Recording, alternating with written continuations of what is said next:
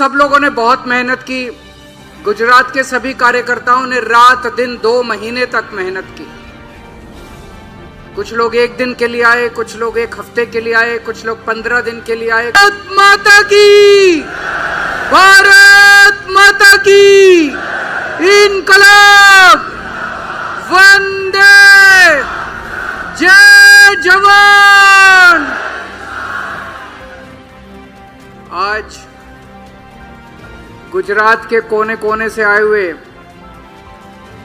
आम आदमी पार्टी के सभी कार्यकर्ताओं को मैं नमस्कार करता हूं। सबको मेरा प्रणाम, सबको मेरा सलाम।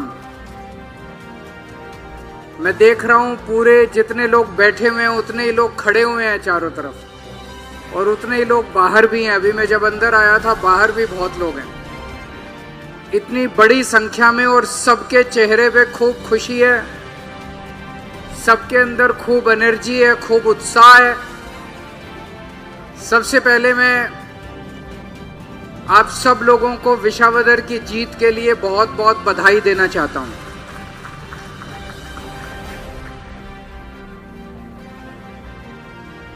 सबसे ज्यादा बधाई और शुक्रिया मैं विसावदर के लोगों को देना चाहता हूं, जिन्होंने हमारी एक नई पार्टी, छोटी सी पार्टी लेकिन ईमानदार पार्टी, देशभक्त पार्टी पे भरोसा किया और ऐतिहासिक जीत देकर विसावदर से उन्होंने गोपाल इटालिया को असेंबली के अंदर भेजा है।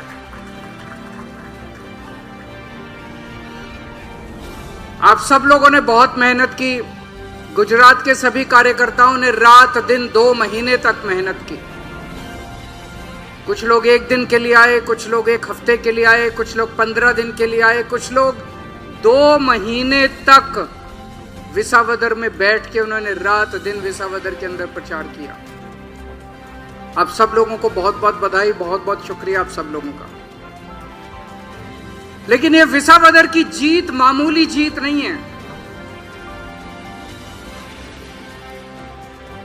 विसावदर की जीत के जरिए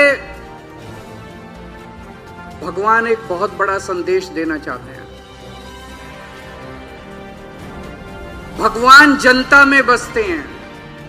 जनता का जो निर्णय होता है वो भगवान का निर्णय होता है। ये कोई छोटी बात नहीं है, ये इत्तेफाक नहीं है, ये कोइंसिडेंस नहीं है कि इसी सीट से 2022 में हम जितने वोट से जीते उससे 3 गुना ज्यादा वोट से हम इस बार जीते हैं। बाई इलेक्शन में, बाई इलेक्शन मामूली नहीं होता। अक्सर देखा जाता है कि बाई इलेक्शन में वही पार्टी जीतती है जिसकी उस राज्य के अंदर सरकार होती है। गुजरात के अंदर बीजेपी की सरकार है। बीजेपी की सरकार 30 साल से सरकार, जिनका प्रशासन के ऊपर इतनी जबरदस्त जकड़ है, साम दाम दंड भेद कुछ भी गलत काम करने से जिस पार्टी को परहेज नहीं है, जिन्होंने गुंडागर्दी करने में कोई कसर नहीं छोड़ी, जिन्होंने आम आदमी पार्टी को और गोपाल इटालिया को हराने में कोई कसर नहीं छोड़ी, वहां आप इतने प्रचंड बहुमत से अगर जीत जाते हैं तो मैं तो इसमें कुदरत का खेल मानता हूं। मैं तो इसे भगवान की जीत, भगवान का संदेश मान। ये कोई मामूली जीत नहीं है, बहुत बड़ा। भगवान जनता के जरिए बोलते हैं, गीता में लिखा है भगवान जनता के जरिए बोलते हैं। भगवान कहने की कोशिश कर रहे हैं 30 साल गुजरात पे कांग्रेस ने राज किया, 30 साल गुजरात पे बीजेपी ने राज किया। अब समय का चक्र घूम गया है पूरा। अब बीजेपी का जाने का टाइम आ गया। अब बीजेपी का जाने का टाइम आ गया है। अब नई पार्टी आएगी, ईमानदार पार्टी आएगी, देशभक्त पार्टी आएगी जो कि अच्छा काम करेगी। इन्होंने बेड़ा गर्क कर दिया बीजेपी ने।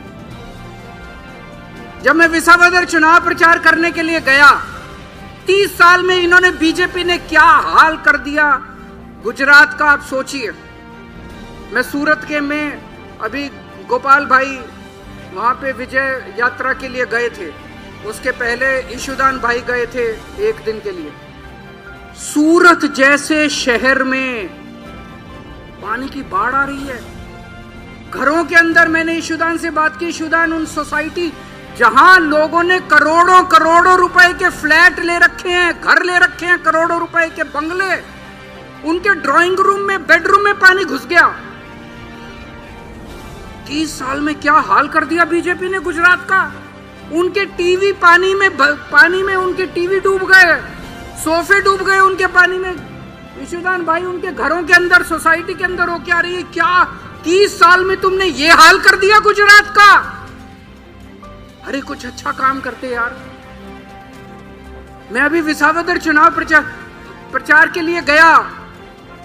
एक दिन राजकोट एयरपोर्ट पे उतरा मैं, जूनागढ़ जाना था। राजकोट से जूनागढ़ 125 किलोमीटर है। आजकल पूरी दुनिया में ऐसी सड़कें बन रही हैं, ऐसी सड़कें बन रही हैं जहां 150-200 किलोमीटर की स्पीड से गाड़ियां चलती हैं। राजकोट से जूनागढ़ जाने में मेरे को 3.5 घंटे लग गए। 3.5 घंटे, यानी कि 35 की स्पीड से गाड़ी चल रही थी। इतना बुरा हाल था सड़कों का। 35 की स्पीड से गाड़ी चल रही थी। 30 साल में तुमने ये हाल कर दिया गुजरात का। सड़कें नहीं बना सकते तुम 30 साल के अंदर। सड़कें नहीं बना सकते तुम 30 साल के अंदर। मेरे को बताते हैं, जब बीजेपी की सरकार आई थी, 95 में आई थी, 98 में आई थी, 95 में आई थी। 95 में जब सरकार आई थी बीजेपी की, उसके पहले गुजरात की सड़कें इतनी अच्छी होती थी कि 100 की स्पीड से गाड़ी चलती थी। 100 की स्पीड से दौड़ने वाले गुजरात को तुमने 35 की स्पीड पे लाके छोड़ा। ये हाल कर दिया तुमने गुजरात का। फिर मैं जिस होटल में रुका जूनागढ़ में, रोज 5 बार कम से कम बिजली जाती थी वहां पे। 5 बार। तुम बिजली नहीं दे सकते? जिस गांव में मैं गया, 4 गांव में मैंने सभाएं की, चारों गांव में जब मैं गया बिजली नहीं थी। गांव में बिजली नहीं थी। अरे 30 साल में तुमसे बिजली नहीं दी गई, सड़कें नहीं बनाई गई। सूरत के अंदर जो मैंने कहा बाढ़ आई, बताते हैं आज से 10 साल पहले बाढ़ नहीं आती थी सूरत में। पिछले साल वडोदरा में आई, उसके पहले जूनागढ़ में आई। क्यों? भ्रष्टाचार की वजह से। उन्होंने बिल्डरों को ऐसे प्लॉट काट के दिए, जो पानी की निकासी थी वो सारी बंद हो गई और लोगों के घरों में पानी घुसने लगे। तुमसे तो उम्मीद थी कि तुम अच्छा काम करोगे, तुमने तो बेड़ा गर्क कर दिया, लोगों का जीना आराम कर दिया। और सूरत में ही CR पाटिल रहते हैं, सूरत में ही हर्ष सांघवी रहते हैं, उनके बंगले हैं, उनके घर में बाढ़ नहीं आती। उनके घर में बाढ़ नहीं, आपके घर में बाढ़ आती है। आम आदमी के घर में बाढ़, उनके घर में बाढ़ नहीं। अपने लिए सब ठीक करके रखा हुआ, बस अपने लिए काम करते हैं, वो जनता के लिए काम नहीं करते। CR पाटिल का भी मैंने थोड़े दिन पहले एक स्टेटमेंट सुना था, चुनाव के दौरान, विसावदर चुनाव में आए थे। उन्होंने कहा, अरे इनका ये विसावदर वाला MLA छोड़ के चला गया, अभी तो इनके 2 और मेरे टच में हैं। मैं CR पाटिल को कहना चाहता हूं, शर्म करो, थोड़ा भगवान से डरो। मरने के बाद तो सबको ऊपर जाना है ना, ऊपर वाले के दरबार में जाना है। मरे, मौत तो सबको आएगी। CR पाटिल, एक दिन मौत तुमको भी आएगी। और जब तुमको मौत आएगी और तुम भगवान के दरबार में जाओगे, भगवान तुमसे पूछेगा, CR पाटिल क्या किया तूने पृथ्वी के ऊपर?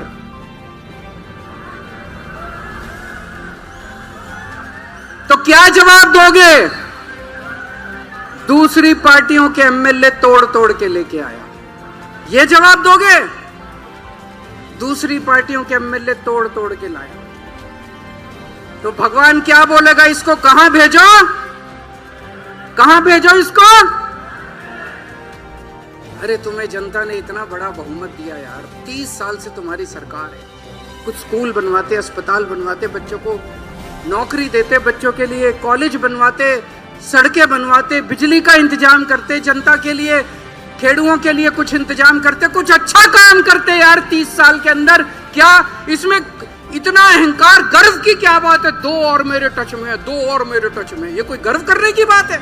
शर्म करने की बात है। इतने बेशरम हो रहे हैं कि जनता के बीच में जाकर अरे इनके तो 2 और मेरे टच में। कुछ अच्छा काम करो यार। जनता ने, भगवान ने कहते 84 लाख योनियों के बाद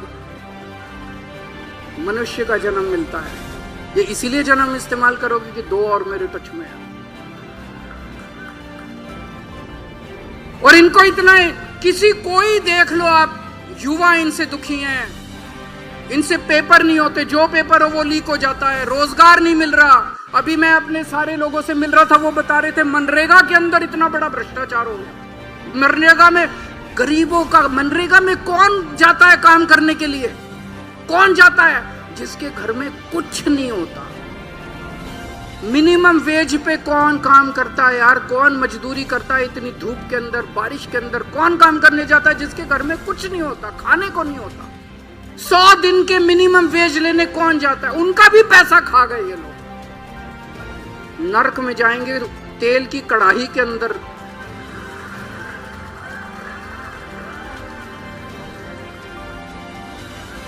मेरे को बता रहे थे मनरेगा का पैसा खा गए ये लोग। इनके मंत्री मनरेगा का पैसा वो भी नहीं छोड़ा इन लोगों ने। रोजगार खा गए, ये बच्चों का रोजगार का कुछ नहीं छोड़ा। सरिया खा गए, लोहा खा गए, सड़क खा गए, सीमेंट खा गए, सब खा गए ये लोग। और ये क्यों कर रहे हैं? 30 साल तक इनका राज कैसे चला? क्योंकि कांग्रेस इनकी जेब में है। इनको अहंकार हो गया। कहां जाएंगे गुजरात के लोग? इनसे पूछो ना, कोई कुछ तो काम कर लो यार। क्या करेंगे काम करके? गुजरात की जनता कहां जाएगी? उनके पास तो कोई विकल्प ही नहीं है। गुजरात वालों को तो वोट देना ही पड़ेगा, भाजपा को वोट देना ही पड़ेगा, कमल का बटन दबाना ही पड़ेगा। क्यों?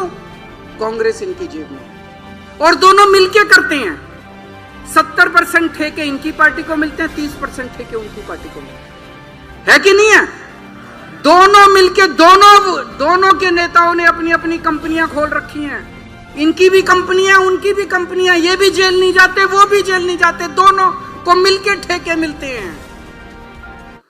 बीजेपी की जेब में है कांग्रेस। कांग्रेस केवल और केवल बीजेपी की नौकरी करती है। केवल आम आदमी पार्टी है जो देश की सेवा करती है, जो गुजरात के लोगों की सेवा करती है।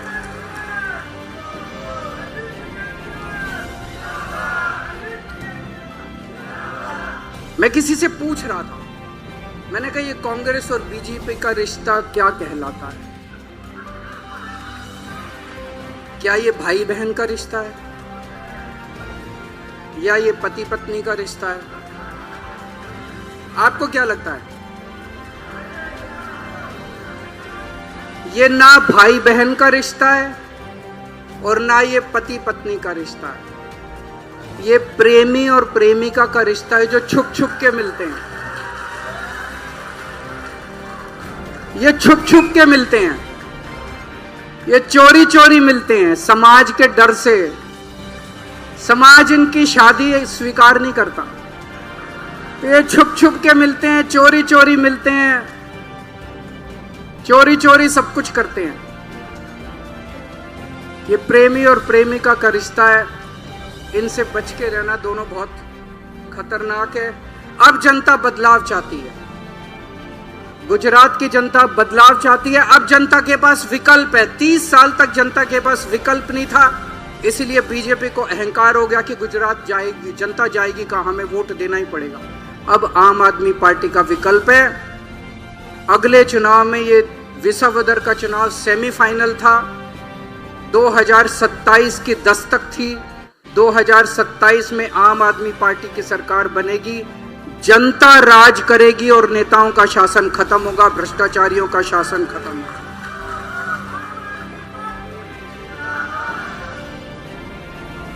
पिछली बार जब मैं आया था, मेरे को इनका एक मिनिस्टर मिला बीजेपी वालों का। मुझे कहता है सर, पूरा प्रदेश, पूरी जनता बीजेपी से त्रस्त हो चुकी है, लेकिन इनका इतना ज्यादा जकड़ है प्रशासन के ऊपर, इतनी जकड़ है इनकी प्रशासन के ऊपर कि इनको हरा पाना बड़ा मुश्किल है। दोस्तों, दिल्ली में भी लोगों को यही लगता था 2014 में, जब बीजेपी और कांग्रेस का शासन था, हमारी नई नई पार्टी बनी थी, लोग कहते थे कि दोनों पार्टियों को हरा पाना बड़ा मुश्किल है। लेकिन जिस दिन जनता खड़ी हो जाती है, उस दिन बड़े बड़े सिंहासन डोल जाते हैं, बड़ी बड़ी सत्ता खत्म हो जाती है। जनता को खड़ा करना है। गुजरात की जनता खड़ी हो चुकी है, विसावदर ने दिखा दिया। अब जनता का राज होगा और बड़े बड़े नेताओं का होगा। आज मुझे बेहद खुशी है, आज मैं आम आदमी पार्टी युवाओं की पार्टी है। अभी जो गोपाल भाई ने, सुदान भाई ने बताया, कितने सारे नाम गिनाए जो 40 साल से कम उम्र के हमारे नेता हैं। आम आदमी पार्टी युवाओं की पार्टी है। गुजरात के युवाओं को आज मैं आह्वान करना चाहता हूं कि गुजरात की बागडोर संभालिए। यही एक पार्टी है, बाकी किसी पार्टी के अंदर कोई सीट खाली नहीं है। उनकी एमएलए की सीट, तालुका की सीट, जिले की सीट, सारी सीटें भरी हुई हैं। कोई किसी का बेटा, किसी का रिश्तेदार, किसी का चाचा, किसी का भतीजा। हमारे यहाँ कोई चाचा भतीजे रिश्तेदार को टिकट नहीं मिलता, हमारे यहाँ आपको टिकट मिलता है, आम आदमी को टिकट। तो मैं सारे गुजरात के युवाओं से आह्वान करना चाहता हूं, जो युवा गुजरात बदलना चाहते हैं, जो युवा गुजरात का भविष्य चाहते हैं, आम आदमी पार्टी में आ जाओ। चाहे वो बीजेपी में हो, चाहे कोई कांग्रेस में हो, मेरे को पार्टीबाजी नहीं करनी। मैं आज गुजरात के लिए आया हूं, मैं आज देश के लिए आया हूं। जो भी युवा देश की तरक्की चाहता है और गुजरात की तरक्की चाहता है,